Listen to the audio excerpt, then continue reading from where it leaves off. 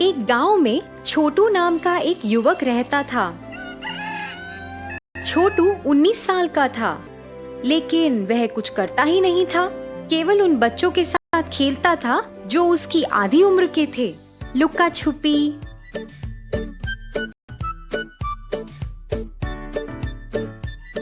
पटकना और 7 पत्थरों के साथ अन्य बच्चों का खेल खेलता था। छोटू के माता पिता ने छोटू को शिक्षा देने के लिए अपनी सारी बचत खर्च कर दी थी, लेकिन छोटू ने कभी अपनी पढ़ाई की परवाह नहीं की और सिर्फ बच्चों के साथ खेलने पर ध्यान दिया।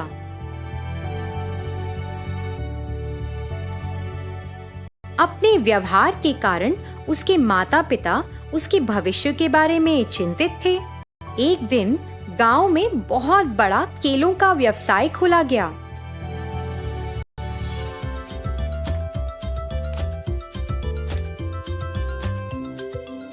और छोटू के पिता उन्होंने एक बोर्ड पर ध्यान दिया जिसमें लिखा था, कार्यकर्ताओं की जरूरत है। कार्यकर्ताओं की जरूरत? हाँ, अरे मुझे तो अंदर जाना चाहिए। इस नौकरी के बारे में मुझे बहुत कुछ जानना है। उसने ऐसा सोचा और केले की दुकान के अंदर चला गया। अंदर जाते ही उसने देखा कि 1-2 लोग लाइन में खड़े हैं और एक एक कर केलों की टोकरियां लेके जा रहे हैं। जैसे ही सभी ने टोकरियां लेना पूरा किया, सभी ने जगह छोड़ दी। राकेश ने उस टेबल के सामने दुकान के मालिक को देखा और सीधे उसके पास गया ताकि नौकरी के बारे में पता चल सके। जैसे ही वह उसके करीब गया, उसने पहचान लिया कि मालिक उसके सबसे करीबी दोस्तों में से एक है। अरे राकेश, तुम कैसे हो यार? हमें मिले हुए कितना समय हो गया। हाँ यार, अच्छा हूँ। तुम कैसे हो? तुम इतने अमीर कैसे हो गए यार? शुरू में मैं भी इसी तरह केले के कारोबार में शामिल हुआ था। मैंने अपनी तनख्वाह बचाई। उस बचत के साथ मैंने एक छोटी सी जमीन खरीद ली। उस जमीन पर केले के पेड़ उगाने शुरू कर दिए। अपने खेत में पूरे दिन के काम के बाद मैं बचा कर खर्चा करता था। मैंने अपनी नौकरी के साथ अपने खेत का प्रबंध भी किया। उस जमीन पर केले के पेड़ उगाने शुरू कर दिए। अपने खेत में मैं पूरे दिन काम करता था और बचत करता था। मैंने ये काम अपनी नौकरी के साथ किया और एक खेत का प्रबंध किया। और हाँ, मैं तो तुम्हारे बेटे के बारे में पूछना भूल ही गया। वो कैसा है और क्या कर रहा है? जैसा कि पटेल ने पूछा, राकेश ने अपने बेटे और उसके व्यवहार के बारे में सब कुछ बता दिया। छोटू के बारे में पता चलने के बाद पटेल ने राकेश को अपने बेटे को केले के कारोबार में काम करने का सुझाव दिया। राकेश अपने बेटे को नौकरी के बारे में बताने के लिए इंतजार कर रहा था। जब राकेश पटेल की दुकान से आया तो वह अपने बेटे को इस नौकरी के बारे में बताने का इंतजार कर रहा था। जैसा कि उसने इंतजार किया, कुछ देर बाद छोटू कुछ अन्य बच्चों के साथ आया। राकेश ने गौर किया और उसके पास गया। छोटू, मुझे बात करनी है। क्या पिताजी, मैं इतना थक गया हूँ, कल बात करेंगे। मुझे बहुत महत्वपूर्ण बात करनी है। चलो यहाँ आओ। ठीक है, बोलो, मैं यहीं से सुनूंगा। मैं जो बात तुमसे करने जा रहा हूँ वो केवल सुनने की नहीं है, तुम्हें काम भी करना है। तुम्हें नौकरी करनी पड़ेगी। अपनी उम्र तो देखो, तुम्हें पैसा कमाना है। तुम्हें उन बच्चों के साथ नहीं घूमना चाहिए जो तुमसे 10-15 साल छोटे हैं। हाँ, पिताजी, आप मुझसे क्या काम करवाना चाहते हैं? तुम्हें केला बेचना होगा। जितना तुम बेच सकते हो उतने केले तुम प्राप्त करो। छोटू ने यह सोचना शुरू कर दिया कि उसके पिता ने क्या कहा। उसे लगा रोज केले खरीदने के लिए उसके पास आएंगे, तो उसने सोचा कि काम करना चाहिए। ओह, तो सिर्फ केले बेचने हैं? यह तो बहुत ही आसान है। मेरे मित्र रोज मुझसे केले की खरीदारी करने के लिए काफी हैं। हाँ, चलो देखते हैं। कल सुबह 8 बजे चौथी गली में जाना। वहाँ तुम केले की एक बहुत बड़ी दुकान देखोगे। वहाँ जाकर अपना नाम बताना। अगले दिन छोटू अपने पिता की बात मानकर वहां गया। जैसे ही छोटू केले की दुकान में पहुंचा, पटेल ने उसे देखा और सोचा, छोटू तो एक लड़का है जिसके पास केले से भरे 3 टोकरे बेचने की क्षमता है और वह उसे केले की 3 टोकरियां देता है। छोटू, तुम्हें 150 रुपए मिलेंगे यदि तुम इन सब को 300 रुपए में बेचते हो तो। पटेल ने ऐसा कहा और उसे साइकिल दे दी। छोटू केले की 3 टोकरियों के साथ साइकिल पर गया। जब वह साइकिल से जा रहा था तो उसने केले बेचने के लिए कुछ आवाज नहीं निकाली।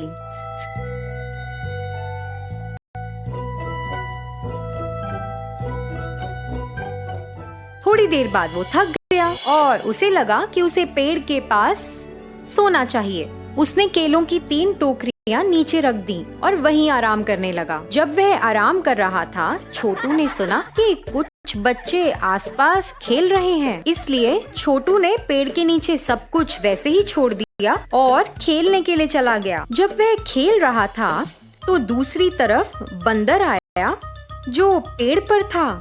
उसने टोकरी से केले खाने शुरू कर दिए। फिर छोटू ने उस पर ध्यान दिया और वहाँ बंदरों का पीछा किया। अरे नहीं, इस केले को कैसे बेचा जाएगा? मैं ये नहीं कर सकता। जैसा कि मैंने सोचा था, मैं उन सभी केलों को अपने दोस्तों को बेचूंगा। यह सोचकर वह अपने दोस्तों के पास चला गया। जैसे ही वह वहाँ जा रहा था, उसके दोस्त उसके सामने आकर खड़े हो गए और उसे रोक लिया। अरे, आज सुबह हमारे साथ खेलने के लिए क्यों नहीं आए? और उन टोकरियों में क्या है? वाह वाह, बहुत सारे केले। अरे, हर केले की कीमत 2 रुपए है। क्या 2 रुपए? उन सभी ने ऐसा कहा और वहाँ के सभी 6 बच्चों ने केला खत्म करना शुरू कर दिया। यहाँ तक कि छोटू अपनी लालच के साथ उन्हें लगातार एक के बाद एक केला खिलाते ही जा रहा था। केले की एक और पूरी टोकरी देखकर, अरे दोस्तों, कृपया इसको भी खत्म कर दो और 300 रुपए का भुगतान करो, फिर मेरा आज का काम हो जाएगा। फिर बाकी बचा हुआ दिन मैं तुम्हारे साथ बिता सकता हूँ और खेल भी तो सकता हूँ। क्या तुम ये हमसे उम्मीद कर रहे हो कि हम इतना पैसा खर्चेंगे? जाओ, कम से कम केले की आखिरी टोकरी तो बेच दो और पैसा कमाओ। छोटू को समझ नहीं आया कि उसे अपने दोस्तों का सामना कैसा करना है। शुरू में तो उसने सोचा था कि ये आसान काम होगा, सभी केले वह अपने दोस्तों को बेच देगा। लेकिन अब वह जानता था कि ये कितना मुश्किल है। हे भगवान, अब क्या करूं? उन्होंने 200 रुपए के केले खा लिए हैं। अब केवल एक टोकरी बची है। मैं पटेल अंकल को क्या जवाब दूंगा? अगर मेरे पिताजी को इस बारे में पता चल गया तो ठीक नहीं होगा। हाँ, तो मैं एक काम करूंगा। हाँ, मैं पड़ोसी गांव में जाऊंगा और केले से भरी इस टोकरी को 300 रुपए में बेचूंगा। तब केवल मैं अपने पिता और तभी मैं अपने पिताजी और पटेल अंकल का सामना कर सकता हूँ। लेकिन इतने महंगे केले कौन खरीदेगा? वह कुछ समय के लिए ऐसा सोचता रहा और जैसे ही उसे विचार आया, उसने तुरंत दूसरे गांव में जाने की तैयारी शुरू की और वहां जाकर चिल्लाना शुरू कर दिया। पतले मोटे हो जाओ, मोटे पतले हो जाओ, आओ स्वादिष्ट केले सिर्फ 6 रुपए में खरीदो।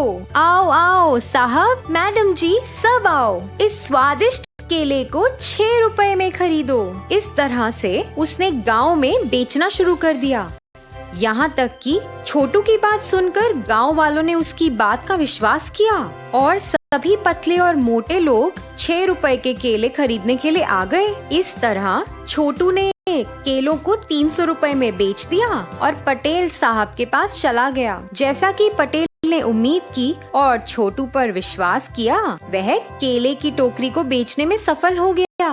उसी तरह से छोटू ने अपना काम किया और पैसे लेकर आ गया। इस बात से पटेल बहुत खुश हुआ और छोटू की प्रशंसा की। छोटू को एहसास हुआ कि उसने इतना काम किया और पैसे भी कमाए।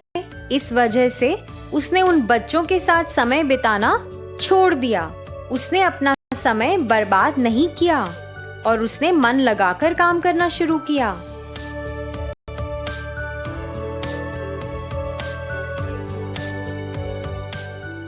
तो बच्चों, इस कहानी से हमें क्या सीख मिलती है? बिना किसी संघर्ष के कमाई करनी आसान नहीं है। हमको समझना चाहिए, जहाँ मेहनत और संघर्ष है, उसके बाद परिणाम भी अच्छा मिलता है। अंजनापुर नामक एक सुंदर गांव था। उस गांव में चंटी नामक एक आदमी एक छोटे घर में रहता था। वो घर के यहाँ ही सब्जियों को उगा के उन्हें गांव में बेचता था। वो बहुत ही अच्छा इंसान था और इतना ही नहीं, उसे तरबूज से बहुत प्यार था, इसलिए वो हमेशा तरबूज बहुत खरीदता था। एक दिन वो सब्जियों को मार्केट में बेचने गांव जाता है। सब्जियां सब्जियां, ताजा ताजा सब्जियां, आइए बाबू आइए, घर पे उगाए हुए ताजा ताजा सब्जियां हैं, जल्दी आइए बाबू। उसकी बातें सुनकर वहाँ से गुजर रही एक औरत उसके पास जाती है। 1 केजी टमाटर दे दो बाबू। जी मेम साहब। ऐसे वो टमाटर उस औरत को दे देता है। इतने में उसे कहीं और से एक आवाज सुनाई देती है, तरबूज तरबूज, ताजा ताजा तरबूज, मीठा मीठा तरबूज, एक तरबूज का सिर्फ 50 रुपए, आइए बाबू आइए।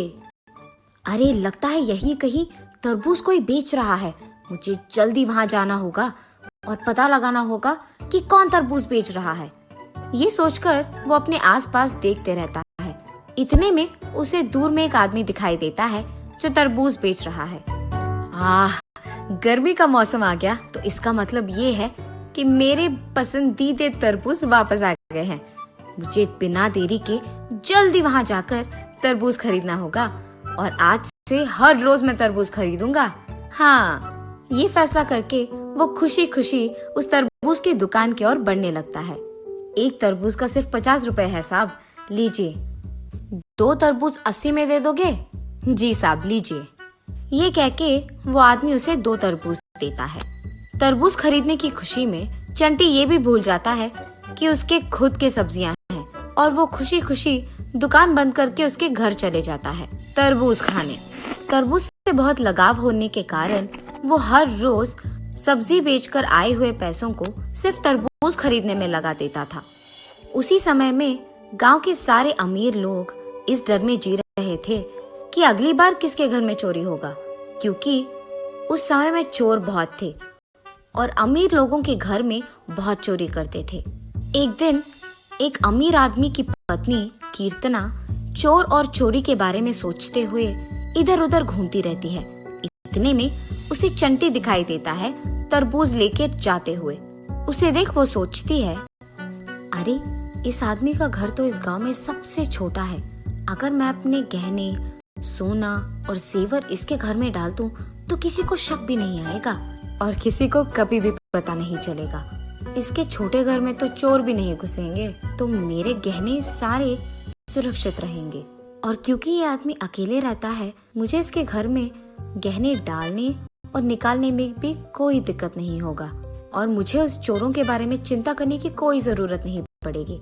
जैसे ही वो चोर यहाँ से चले जाएंगे, मैं अपने गहने, सोना और जेवर उससे वापस ले लूंगी। हाँ, यही अच्छा तरकीब है। इस सब के होने के बाद जब मैं अपने गहने और जेवर अपने घर वापस लेके जाऊंगी, तब मैं अपने पति को बताऊंगी। मुझे ये सब सुबह के समय में करना होगा, जब चंटी उसके घर से बाहर सब्जी बेचने जाएगा।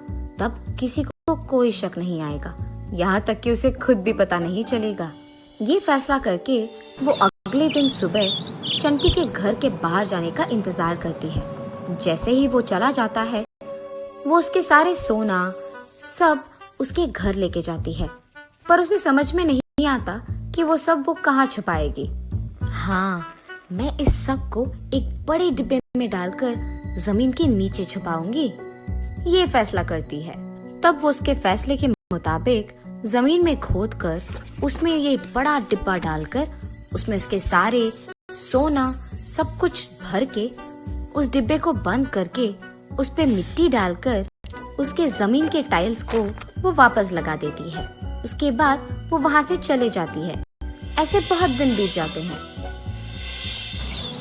हर रोज की तरह एक दिन जब चंटी तरबूज खरीदकर उसके घर आता है, तो उसे कहीं नीचे रखने की जगह देखता है। इतने में उसके हाथ से वो तरबूज नीचे गिरकर टूट जाता है और उसके साथ ही जमीन का टाइल भी टूट जाता है। अरे रे, मेरा तरबूज टूट गया। एक और तरबूज खरीदने के लिए मेरे पास पैसे भी नहीं हैं। अब मैं क्या करूं? ऐसे गम में वो तरबूज के टुकड़ों को और उसके नीचे टाइल के टुकड़ों को फेंकने के लिए इकट्ठा करता है। अरे ये क्या, टूटे हुए इस टाइल के नीचे मिट्टी पर हाथों का निशान है। क्या सारे टाइल्स के नीचे ऐसे ही हाथ के निशान होंगे? खोलकर देखना ही बेहतर होगा।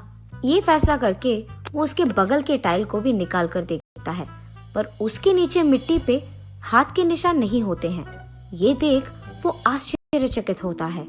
अरे ये क्या, एक टाइल के नीचे हाथ के निशान और दूसरे टाइल के नीचे कुछ भी नहीं। ये सोचते हुए जब वो मिट्टी को इधर उधर करता है तो उसे एक डिब्बा नजर आता है और उसे देख वो दंग रह जाता है। ये इतना बड़ा डिब्बा कहाँ से आया होगा? मैंने तो नहीं रखा इसे यहाँ। ये सोचते हुए वो उस डिब्बे को बाहर निकालने की बहुत कोशिश करता है, पर उतनी कोशिश के बावजूद वो निकाल नहीं पाता है। हार मानकर वो डिब्बे को खोल ही लेता है। डिब्बे के अंदर सोना, जेवर और गहने देख वो एकदम चौंक जाता है। बाप रे, इतना सारा सोना मैंने तो अपनी जिंदगी में कभी नहीं देखा है, और ये सब मेरे घर के नीचे मिलना तो एकदम आश्चर्यचकित है। ये सब देखकर तो मुझे विश्वास ही नहीं हो रहा है कि मेरे घर के नीचे ये सब मिला है। तरबूज नीचे गिरने के कारण ही मुझे इसके बारे में पता भी चला है, वरना शायद कभी पता नहीं चलता। इन पैसों के साथ तो मैं आराम से जी पाऊंगा। मुझे सब्जी बेचने की कोई जरूरत नहीं पड़ेगी और मेरा मनपसंद तरबूज मैं हर रोज खरीद पाऊंगा। लेकिन अगर मैं एक ही बार में बहुत सारे तरबूज खरीदूंगा तो लोगों को मुझ पे शक आ जाएगा। इसलिए मुझे इन पैसों को ध्यान से खर्च करना होगा। और इतना ही नहीं, मुझे इस डिब्बे को यही जमीन के नीचे ही रखना होगा, ताकि कोई अगर मेरे घर आए भी तो उन्हें शक तो नहीं होगा। ये फैसला करके वो कुछ पैसे उस डिब्बे से लेकर उस पे वापस टाइल लगाकर तरबूज खरीदने जाता है। तब से वो हर रोज सब्जियों को बेचना बंद करके सिर्फ तरबूज खरीदते हुए खुशी खुशी जीता है। ऐसे बहुत दिन बीत जाते हैं। एक दिन वो पैसे लेकर तरबूज खरीदने दुकान जाता है। अरे आज तरबूज बहुत कम दिख रहे हैं, क्या बात है? गर्मी का मौसम खत्म होने वाला है ना भाई साहब, इसलिए तरबूज कम ही दिखेंगे ना। अब ज्यादा उगाएंगे भी नहीं कोई भी, तो इनका मिलना कम हो जाएगा। अरे हाँ, अगर गर्मी का मौसम खत्म हो गया तो मैं अब तरबूज खरीद नहीं पाऊंगा, इसीलिए एक तो नहीं बल्कि सारी तरबूज खरीदूंगा मैं। कम से कम इन सारे तरबूजों को तो खा पाऊंगा। आप यही रुकिए भाई साहब, मैं अभी घर जाकर कुछ और पैसे लेकर आऊंगा। इस सारे तरबूजों को मैं ही खरीदूंगा, आप किसी को ये तरबूज नहीं बेचेंगे, ठीक है? अपने चारों ओर देखे बिना चंटी ये कहकर वहाँ से जल्दी चले जाता है। ये सब वही मौजूद एक अमीर आदमी सुन लेता है।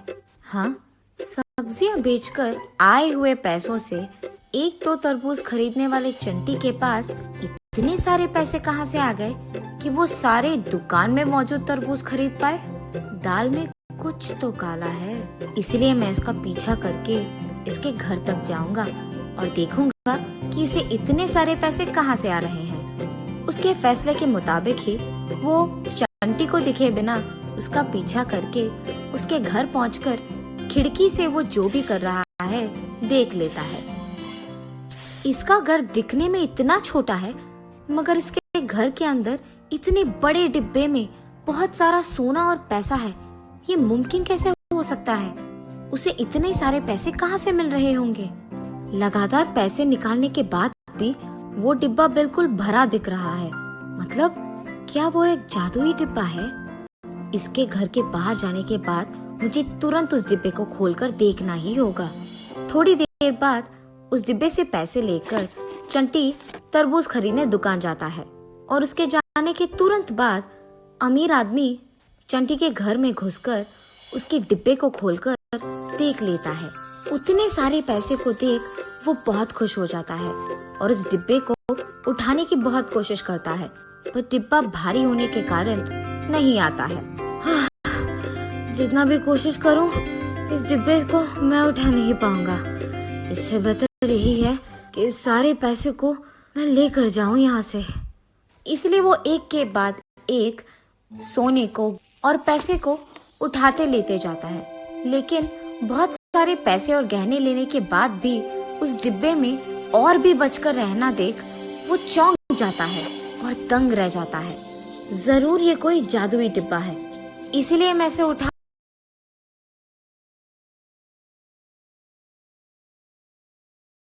घंटे घर आ ही जाएगा। इसलिए उसके घर आने से पहले ही मुझे उसके पास लेकर जाए और मेरा उसका, तब मुझे ये जादुई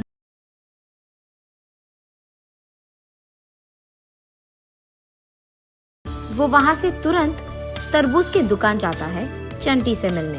चंटी, मैं सिर्फ इस दुकान के ही नहीं बल्कि बाहर से भी तरबूज मंगाकर तुम्हें दे दूंगा और साथ ही मेरा बहुत बड़ा घर भी तुम्हें दे दूंगा। इस सब के बदले में मुझे सिर्फ तुम्हारा घर चाहिए, वो मेरे नाम कर दो और मैं अपना घर तुम्हारे नाम कर दूंगा। अगर तुम नहीं माने तो मैं ऐसा करूंगा कि तुम्हारे पास रहने के लिए घर भी नहीं होगा। सोचकर मुझे जवाब दो। इस गांव में सबसे अमीर आदमी तो यही है, ये कुछ भी कर पाएगा। इसलिए बेहतर यही है कि मैं इसकी बात मान लूं और सौदा कर लूं। मैं इसका घर ले लूंगा और मेरे घर में जो पैसे और सोना मौजूद है वो सब मैं छोड़ दूंगा, क्योंकि मेरे पास कम से कम एक घर तो होगा। उसी घर में मैं सब्जियां उगाकर अपना काम कर सकता हूँ और उसी पैसों से मैं तरबूज खरीद पाऊंगा। यही मेरे लिए अच्छा है।